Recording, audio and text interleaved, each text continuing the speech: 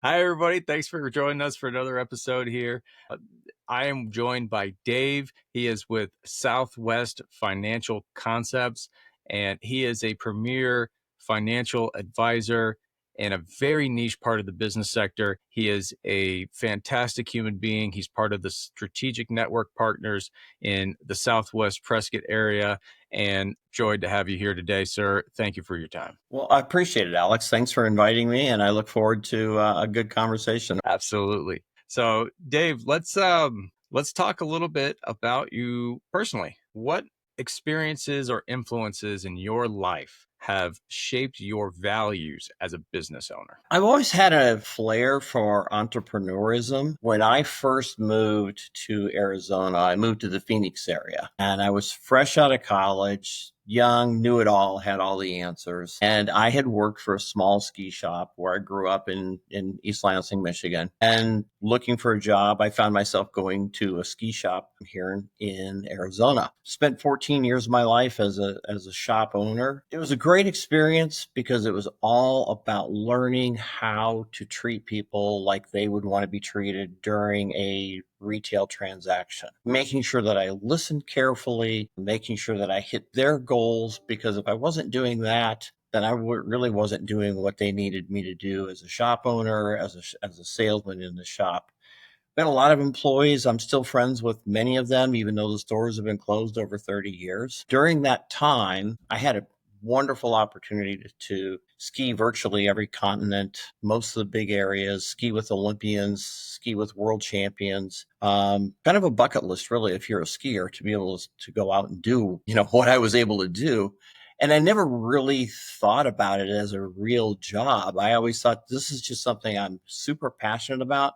Running a ski shop in Arizona, of all things, most people are like, what the heck is that all about? And, but at that point in time, Phoenix was exploding, and it was exploding with people who were moving from points elsewhere, and they didn't want to give up their hobbies. And when they realized that Colorado was just an hour plane flight, or Utah or Lake Tahoe are all just hour and a half plane flights, they're like, well, we still want to go skiing. So that was a huge expansion for me in terms of that industry. And I was able to meet just some phenomenal people over those years. But what I really was able to do, Alex, was craft myself as not only just an entrepreneur, but a high level expertise in customer service, and then pass that on to my clients. So those are kind of the building blocks of who I am and what I am today. What pushed me over the edge to go into the industry that I'm now in as a financial planner and advisor is I have an uncle who saw in me a calling that I didn't see at the time. And he tried to recruit me into the insurance business because he was very caring. I love this guy to death. I still love him to death, even though he's gone. And it was all about really just taking care of people. He saw that in me that I didn't see because I was in my 30s at the time, and tried to recruit me. And I was like, I'm really happy doing what I'm doing. This is a great experience. So fast forward 20 years, and I was looking to protect my family in terms of making sure that should something happen to me, that they were going to be taken care of. There was going to be continued income coming in versus just a lump sum, et cetera, et cetera. And I flashed back to him, and we had a conversation, and he kind of recruited me into the business. I just then ever since then, it's really been living the dream in terms of just being able to help people take all of those things that I learned along the way and apply them into what I do every single day. And now I see the future for that. I love that. I love that answer. Super detailed. I love how you brought in a previous business experience to where you are now to really hone in your craft of customer relationships and customer service, and how that was the bedrock of what built you into the entrepreneur to launch your financial services platform. And then it's really that personal story of having a family member that needed help. That is what called you to the next level. So it was more of a personal calling, it sounds like, than anything else. It really was. I always took huge responsibility when I was in the ski business, and people would come to me and say, we're going to go spend a lot of money. We're going to take our family to somewhere. I was in the West, so it was mostly Western areas, Park City, Sun Valley, Colorado, etc. And they would say, we're going to take our family and we're going to put all of our trust in your hands that we're going to have a good experience, that we've got warm clothes, warm gloves, we've got kids. So we know if the kids aren't having a good time, mom and dad aren't having a good time if they're out there in the cold. And, and I grew up in the cold, so I know what it was like. To be out there and be miserable. But they would basically come in and trust. The best reward that I got from that, Alex, was when they came back from their trip. And this is all pre-cell phone days, so nobody had selfies that they were taking or anything like that. But the smiles on their faces when they said, we had an incredible experience that our kids and we will never, ever, ever forget. And you were a big part of that, even though you weren't there, because you made sure we had the right gear. That was hugely satisfying to me in terms of, like I said, making sure that they had a great experience, but all the little boxes that had been checked along the way to make sure that happened, that they didn't even know those boxes were being checked at the time. That's awesome. I love that. So let's fast forward to today. Yeah. What does success look like for Dave today, both personally and professionally? Well, personally, I really, really, really enjoy helping people. Over the course of the years, when I was in the ski trade as well as in, now in the financial business, I had this deep rooted desire to help people. I've taken that beyond things. I've been involved politically, going to Washington D.C. to make sure that public lands stay accessible for skiing or hunting or camping or whatever you want to do when you're outside. I'm an outdoors person. I love getting outside, and I think nature is really, really cool and has brought some really great experiences. I've hiked Mount Rainier twice, and it's kind of fun to challenge yourself and be able to stand on top of a mountaintop that, yeah, a lot of other people have done it too, but it's a big personal challenge and it's a struggle. Giving back to the community and in how that relates to individuals through my professional career is to make sure that should something happen, we all watch the 5 o'clock news, the 6 o'clock news, and we hear about tragedy happening. Nobody left their house that day expecting something to happen to them. It's going to happen to somebody else, right? It's not you. It's not me that's going to happen to. They go into the store and something bad happens. And it's not all about dying, even though none of us are going to get out of this. And I think that was a big breakthrough moment for me when I started off in this industry. I was really awkward talking about the fact that I'm not going to live forever, because I still think I've got Kevlar on and a bulletproof vest and I can just, run out there and I am going to live, for the next 10,000 years. Hey. But the reality is we're not going to do that. I'm very happily married. I've got 5 awesome kids, 2 of them my natural kids, and 3 of them I've inherited as my own, but they are my kids. We've got almost 10 grandkids because the 10th one is due this fall. And I want to see them have the peace of mind to know that, God forbid, something happen, that their spouse isn't going to have to worry about making sure that the family's well taken care of, making sure that there's a roof over their head, making sure that their dreams for their kids about going to college or having a big wedding or whatever those dreams are that parents have for kids. Those are all unique individual stories, but every parent does have a dream for their child. And if something would happen, that usually thwarts it. And it's my personal mission in life to make sure that people are financially set so that that dream can continue to live, even though somebody may have passed away as a result of it. Powerful, powerful stuff. I think a lot of people probably have a bad taste in their mouth from insurance.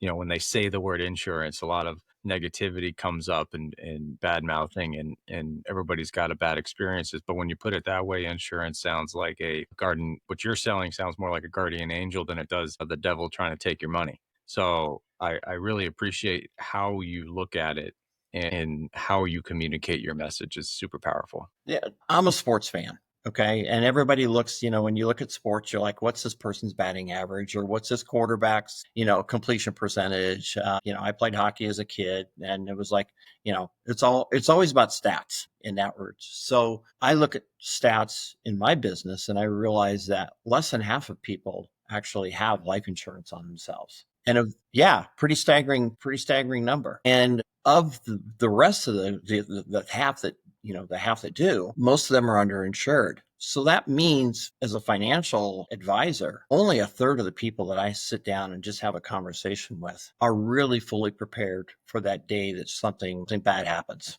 The unexpected happens. I want to make sure that, for my family, for my spouse, for my kids, that if dad gets in the car and goes to see a client and doesn't come home that night, that they're taken care of and they never have to worry for the rest of their life. And I've taught my kids to be that way. My grandkids are going to, and I got a late start in life. Unfortunately, I got divorced, and that set me back a little bit financially. If you think about the fact that the divorce rate's about 50-50, some people have to restart financially a little bit later in life.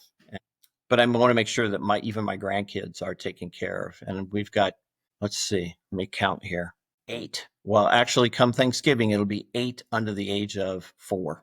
Wow. But those kids, through life insurance, those kids' colleges are taken care of. They'll all have significant cash accrual. So when they hit retirement age, if Social Security's not around, they won't have to worry about it. They're taken care of, and it's all done on a tax incentivized or even a tax-free basis, because that's a big risk that's out there right now for people, for the baby boomer age like myself. The tax implications of all these 401ks and IRAs, et cetera, that people put money into so that they can have a nice retirement. They really need to think about and plan. Not just think about, but they actually need to put a plan into effect, whether it's with a guy like me or somebody that they know and they trust. Because in my business, trust is the single biggest thing. You're walking up to me for the very first time. You may see this podcast. You may have met me at a Chamber of Commerce event or a networking meeting or an Alzheimer's Association walk that I support, but you probably don't really know me and my story. So you're not going to just walk up and say, we want to handle Dave, thousands of dollars and have him take care of it and manage it for us. So trust is a really, really, really, really core part of working with any financial advisor, like I said, including myself. Absolutely, because you're not just trusting you with money. You're basically with your life insurance policies and such. They're trusting you with their family's livelihood in case of emergency. So Absolutely. I had a client recently, and this is a pretty touching story. It was a friend of my son's. He played soccer. They played soccer together when they were like 5, 6, 7 years old. And he became a police officer, followed in his dad's footsteps. And he was a fallen officer, lost his life on duty. And he had bought an insurance policy, and his widow called me. And yes, the police pension fund was going to take pretty good care of him, but not excellent care. They weren't going to be able to live the dream that they had for their kids. And I reminded her that she had an insurance policy. And so they got a large chunk of money tax free. So we put that into another fund that will pay all of the kids' college. The kids are basically set up for life. They're not going to live a high, income Kennedy type lifestyle. But they're going to be successful. They'll be able to buy houses. They'll be able to buy cars. They'll be able to go to college. At a time of intense emotional crises, when people just are not thinking rationally, my role there was to come in and just say, don't worry, you're going to be fine. You're going to be able to keep your house, et cetera, et cetera. Let me worry about that. That's my job. That's what you hired me to do, or that's actually what your husband hired me to do, who's now gone. So that was a moving moment for me that happened about 3 years ago. wow, powerful, no, powerful stuff. Let's shift gears a little bit. Let's talk about the beginnings of Southwest's financial concepts and what that looked like for you. What ins- I think you touched on it earlier, but maybe give a little bit more detail. What inspired you to start this business? Well, a lot of it, like I said, was going back to my uncle who tried to recruit me into it. And I was too busy being 30 years old and having fun and skiing all over the place, Yeah, climbing mountains, stuff that 30-year-olds do. yeah, Then I started having a family and kind of came to realize that I've got responsibilities there. I love my kids, and I wanted to make sure that should something happen to me, I was flying a lot of places. And I'm like, okay, what could possibly happen? I don't get stuck in, negativity, as far as, gosh, I don't want to get on an airplane because it could crash. yeah. Got millions of miles that I've flown.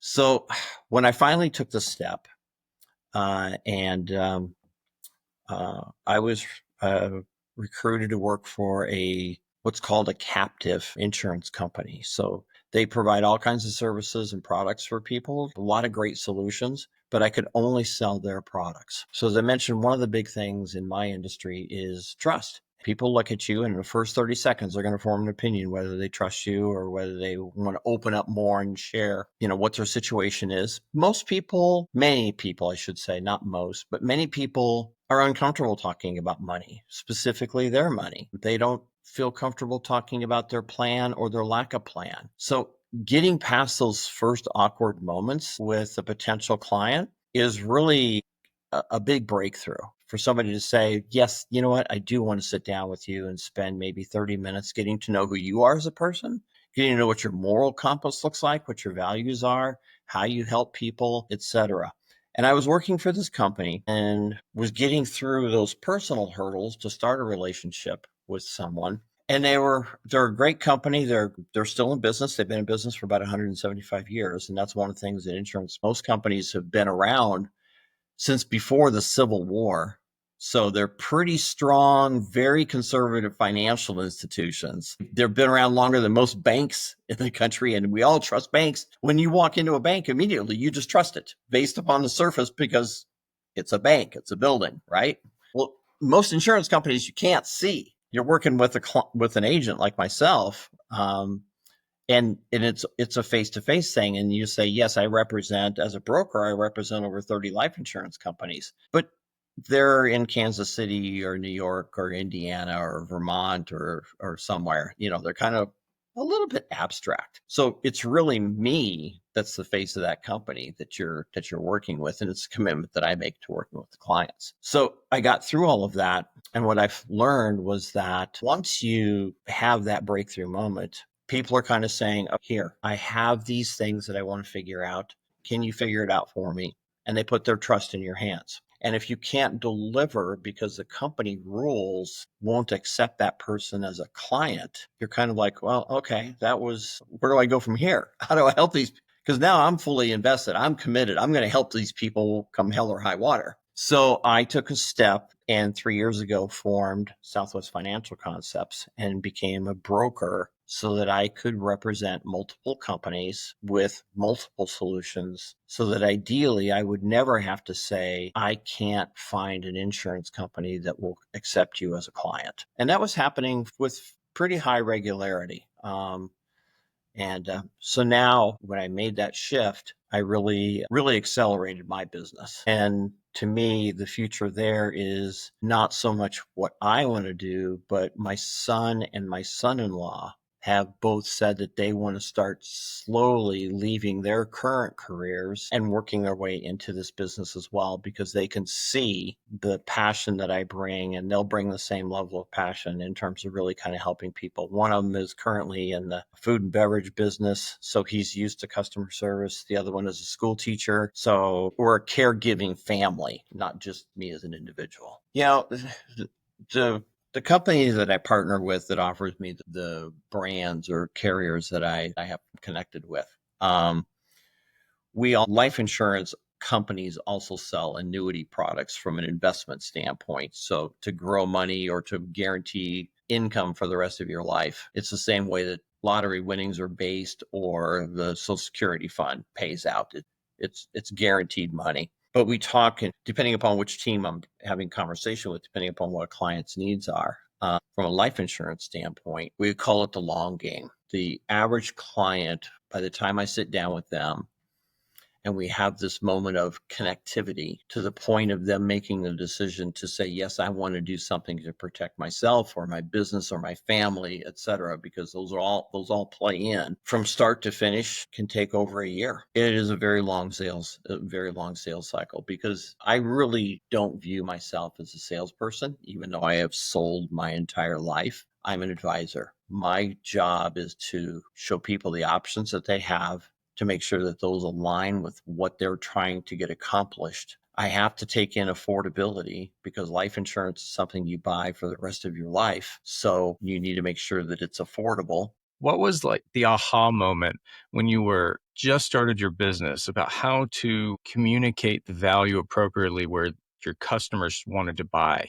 Like, how did you get them to see the value of your product early? Because trying to overcome that trust barrier and Right. all the objections. Like, what was it that finally was a aha moment for you that this is what they need to know to be able to understand what it is that I have? I think, one of the big steps that I took early on was offering free consultations and to let people know that I'm not here to sell you anything today.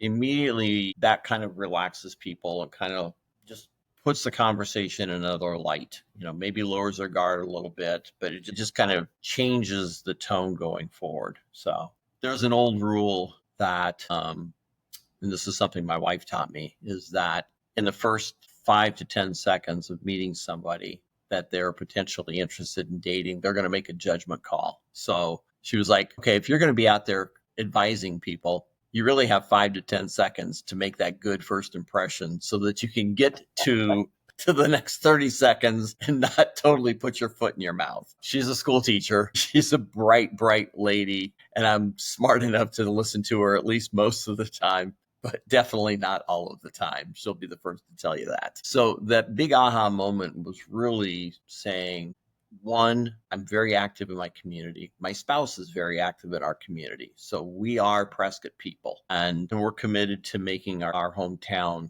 the best it can possibly be through what I do in terms of helping people. And I put myself out there, and I just kind of said, I'm going to be a public face and let people know that, look, I'm not here to sell you something. I'm here to help you if you decide that you need help. If you want to have a conversation and I can point out a couple things that you probably haven't thought about, but just to get you comfortable talking about things that people are naturally not comfortable talking about. They're not comfortable talking about dying.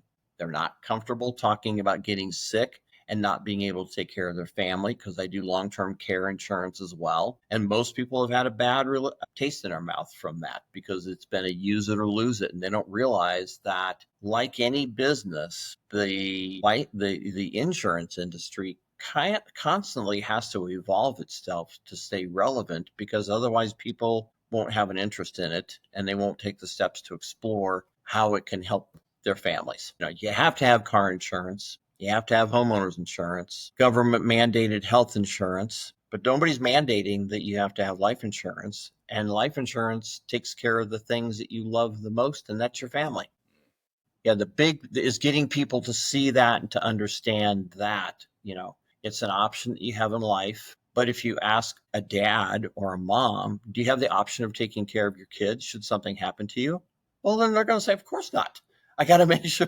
But because the government hasn't stepped in and said, you need to do this, most people don't explore it, or they explore it late.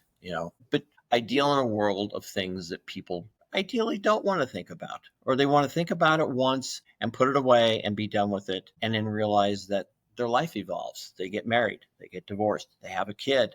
The kid grows up and moves out. Your needs change all the time. You talk to some people who are like, well, we had this really big house that was full of kids growing up, and now it's just my wife and I, and now we're thinking about downsizing. Until you die, your life constantly evolves and changes. So you should owe it to yourself to kind of look back and just go, hey, you know what? I'm going to hire an expert to come in and just say, here's a shoebox full of documents. Dave, can you sort through it and tell me what I have and what I don't have? And to me, that's an aha moment for that person, is when they develop that trust where they simply say, can you tell me what I need at this stage of my life? Whether that stage of your life is in your 20s and you're just getting out of college and you're looking for the 10-cent beer nights that they don't exist anymore, or you're in your 40s and you've got a family and the kids are talking about colleges and you're realizing that, oh my God, colleges are $100,000 a year, to go to a non-state school, to all the way to retirement, and the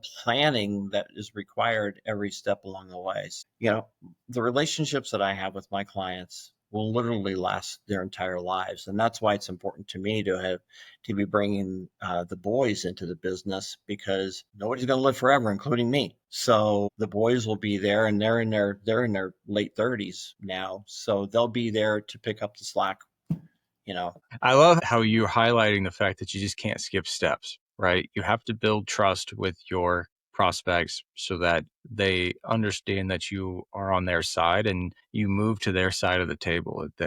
In your process, in your sales process, you've developed a system in which you are not adversarial, or you're not opposing them or sitting across from them, but you are getting up and moving to their side of the table, and you're sitting next to them and like, all right, what are your options, and how, using the best information that we have collectively, how do we come up with the right solution that fits Right. you and your life where you're at? So, but you can't skip steps. You can't just jump right to the sale and say, this is the product that you need.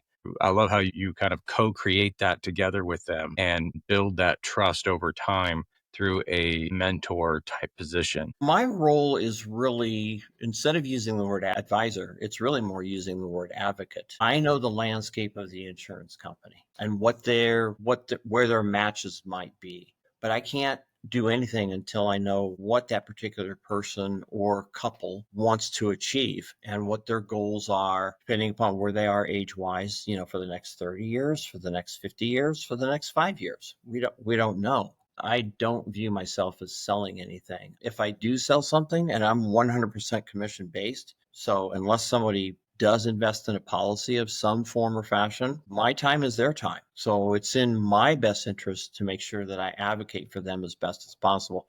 But they have to see the vision of the need in the first place. If they don't see a need for life insurance, and to go back to that statistic, just barely over half of people have life insurance. And out of the rest of that group, only about a third are really totally covered to take care of what their needs are.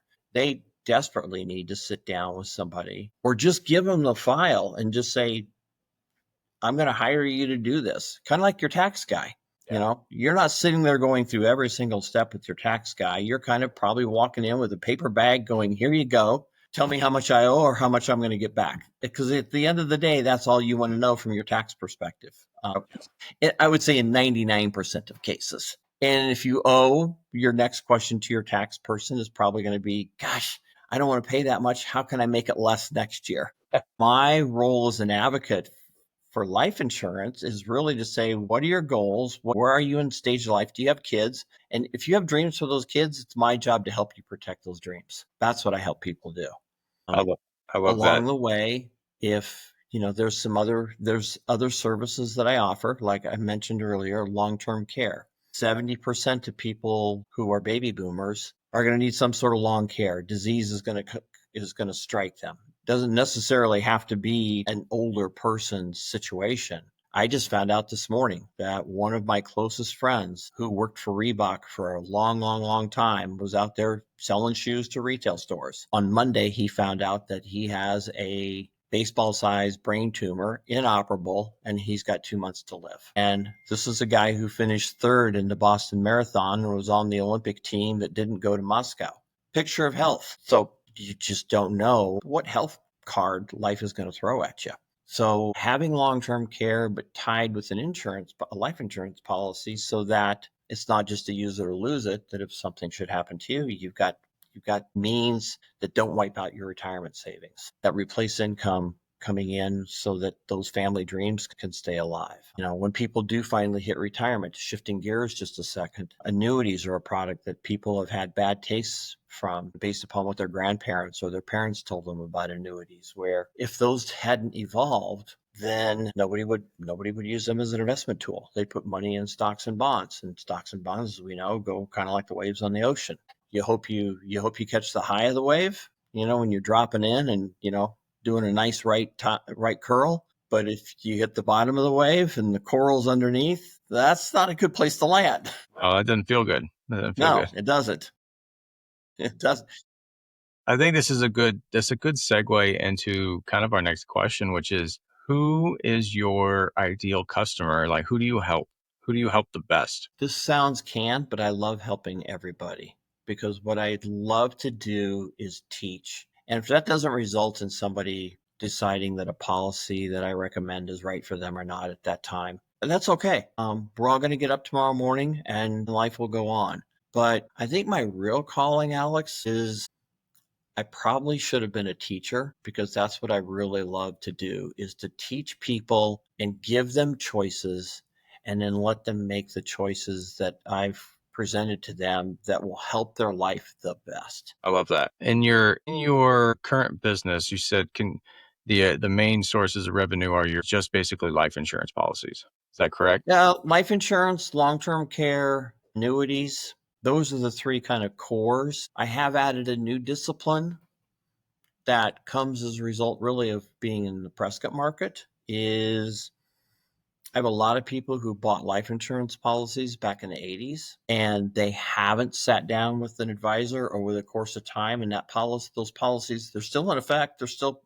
They may still be paying into them, but they don't serve a need anymore, is helping people with exit strategies on those as well. And they find out that because there's a couple of online people who are advertising, and they'll give you a dirt cheap offer and you think, wow, I don't know I have any other options. And then they somebody will say, you've got a $1 million life insurance policy and we're going to give you, $20,000 for it. And you're like, oh, I've been paying into it. I'll take 20 grand and go have a big party.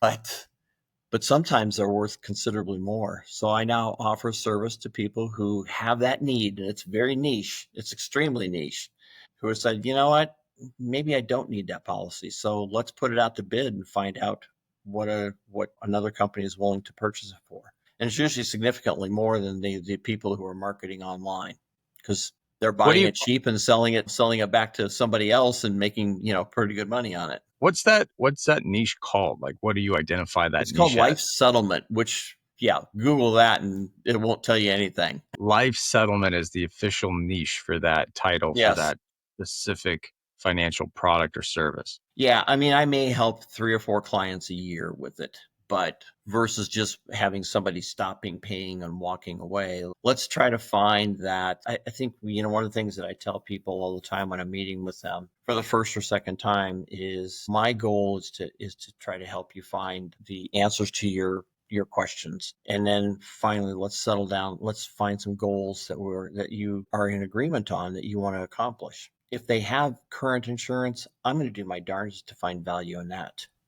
Um, and because a lot of times you can work with an insurance carrier, and I may have a relationship with that company or not, but we can go to them and say, we need to tweak this policy. We need to do these specific things to it to bring value of it and make it current and relevant to today and maybe 5 years from now. And, obviously that's just a service, but that's keeping that investment that somebody has already made in place and not just walking away from it or just dropping it. I love that. So you help people mainly with life insurance. Then you have also Primarily. yeah, primarily. Then you have long-term care options, you have annuity, and you have a life settlement option now. So people, and is there a particular geographical region that you're limited to, or can you do anybody in the United States or? I am licensed in Arizona, but I'm also licensed in Texas and Florida. So Arizona, Texas, and Florida, anybody from those states can come to you and get some financial service help. Yeah. Yep. Awesome. Obviously, Florida and Texas, I do mostly by Zoom calls or just telephone calls. Yeah, absolutely. I'm a hands-on kind of guy in Arizona. If I can meet with somebody face to face, that's my preferred way. And that's still a lot of people's preferred way as you build trust. Love that. Now, in our last few minutes together during this interview, I want to shift gears and talk about the future of Southwest Financial Concepts. Sure. I'm excited to talk about it. What's your big goal and dream that you're working towards right now? I really wanted to create something with this that first and foremost helping people, but to take what I do and instill that in my kids so that there's a legacy. I love family run businesses that go generational to generational. My previous career, I tried to pull my son into that, and he was like, Dad, I have no desire to do what you do. I know you love what you do, and I appreciate the fact that you're thinking of me, but I have a journalism degree from ASU, and it has nothing to do with going off and adventuring in the mountains on skis or something.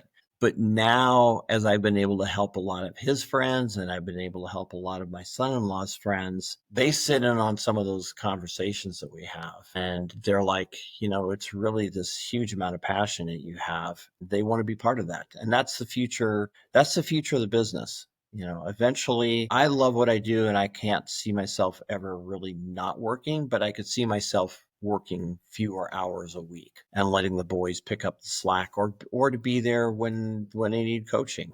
I'm going back to my ski days. We had a lot of employees, and I am still so proud of the fact that so many of my employees learned good work ethics and good work habit and became national sales managers and successful sales reps for companies, et cetera, because I'd like to think that I had just a little bit of influence on that in their lives. And I want to see the same thing happen for my son-in-law and my son. And then maybe, who knows, be wide open to having somebody else who has the same moral compass in terms of taking care of people and that commitment, who's outside the family. This doesn't necessarily have to be just a family thing, but that's, I think, the future, because that's that caring environment that socially, as we become more and more and more divided and distracted, et cetera, I think that element of caring for another human being and following that golden rule is kind of getting lost. And that's what I'm trying to bring to the table through Southwest Financial Concepts. I love that. And how are you approaching this? It sounds like you've given a lot of thought to this. How are you approaching this transitional phase of your life and business? How are you, like, what steps are you taking it actively in this direction? Well, so right now, how we're evolving is the company is fully in my name, and the boys will become agents. They are in the process of getting their state licenses, which it's fairly involved process. I have about 100 to 120 hours of continued education that I have to take every year to stay current on state licenses, federal licenses, and also um, new product. So I joke with my daughter, who's a nurse, and the other one is a nurse practitioner. And they laugh because they're like, Dad, you spend more hours on continued education than we do as a medical professional and caregiver. So that's stuff that the boys are going to have to get involved in. And I'm wide open. If the girls, I don't think the girls are going to leave those kind of successful careers. But my son-in-law, who's a school teacher, his wife is also a school teacher. That's our oldest daughter. I think she would be really good at this, but that's not something I'm going to push on her. She's going to have to come to me and say, I'm interested in learning. And that's Awesome. what took me with the boys. The boys finally came to me, and they had gotten together, and I think might have had an adult beverage, and we're kind of talking about it because I was helping their kids get policies done. And they were like, they came to me and said, we've been thinking about this. I'm like, good. Well, good. Cause that's what I dreamed and hoped for. Awesome. I love that. I love legacy minded families as well and businesses. I'll give you the last parting thoughts. What's one piece of entrepreneurial wisdom you want to leave to the next generation? Something that's been really impactful for you. Wow. That's a deep thought question. You got 30 seconds. Okay. No pressure there whatsoever. Follow your heart, believe in it, jump in 1,000%. If it doesn't work, that's okay. Failure is part of living, but only doing it 100% and failing versus doing it 1,000% and failing, you left something on the table, and just don't do that. So I love it. Thank you, Dave. You've done great. This has been amazing. I hope Oh, our thanks, audience, Alex. yeah, I hope our audience has gotten a lot of wisdom and nuggets out of this. And all of his links will be in the description in the video below. So with that, I say thank you very much. Adios.